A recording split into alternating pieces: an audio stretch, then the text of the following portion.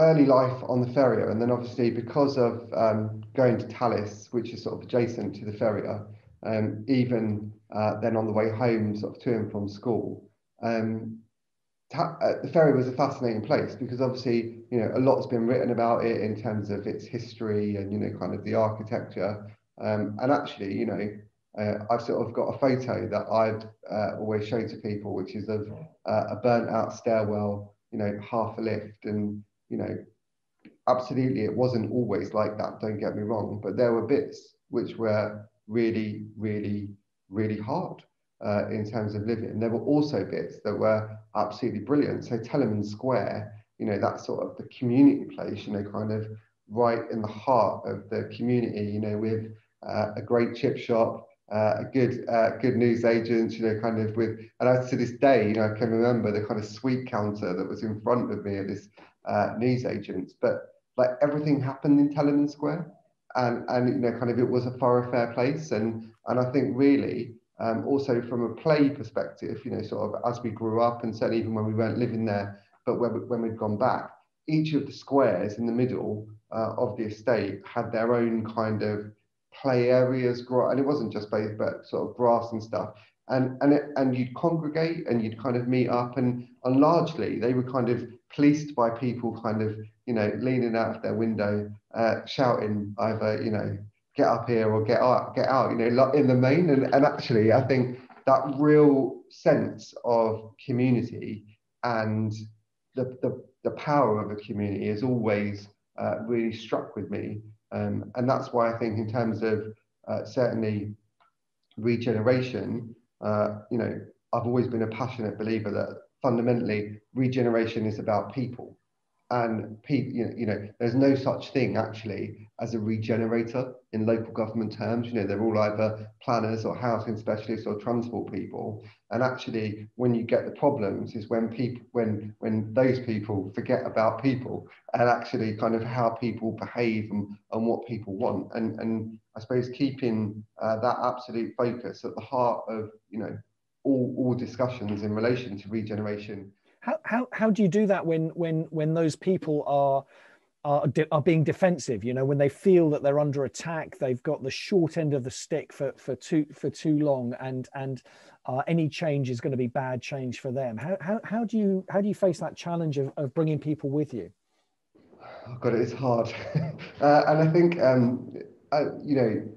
one of the hard things about being in politics, apart from the endless Twitter abuse and Facebook death threats, is actually that you can't fight every battle. So I think one kind of being mindful of what are the important things, and also recognizing that compromise, which is sometimes seen as a dirty word in politics, is absolutely essential because everyone has got to move to get somewhere in the end. And also, I think I've been really focused on getting officers out and making sure. I mean, I felt quite strongly actually that Greenwich, as for many years, has been a bit of a kind of an insular borough in a sense of we have a Greenwich way of doing things. This is how it is. There was an unanswered piece, I think, for me about what Greenwich was offering and doing for London, because we are part of London, and I'm quite clear about that. So taking officers out to see different schemes, to meet affected residents has been very much part of that. To I suppose educate people about different perspectives, and also that is I suppose a culture now that I feel proud that I think I brought into the council. I can see other members kind of doing that too, and I think in the end, that kind of sharing of life experience and different understandings is absolutely vital to creating better decisions.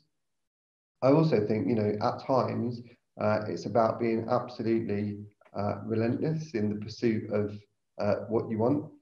So I remember, doing my first school street, and I'd seen the school street scheme happening in Hackney, and I thought, well, this is brilliant, kind of, wonderful, clean up the air, improve lives, make roads outside school better for residents living there. And the amount of resistance that I encountered in the first part from the council to close one road was astonishing.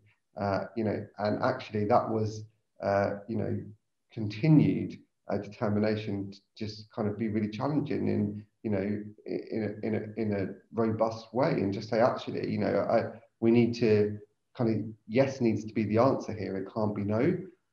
And it's really interesting now that I think we're into our eighth school street. So really good that the scheme is moving, and that was even before COVID.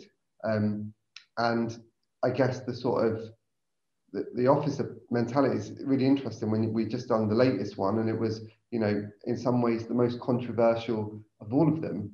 And I was kind of the view, well, we just need to keep the faith, and it's experimental 6-month order, and we'll see where we get to on day 6. You know, kind of, I think officers were, you know, feeding pressure, you know, and actually that pressure has gone away. And actually, we've had people now coming in to say, actually, I'm really sorry, I got it wrong. And actually, you know, now that the scheme has settled down, you know, we can see the benefits of what you're trying to do, and actually we're feeling them. So, you know, holding that, I suppose, and the level of kind of risk people are prepared to take is you know, an important part of getting things done.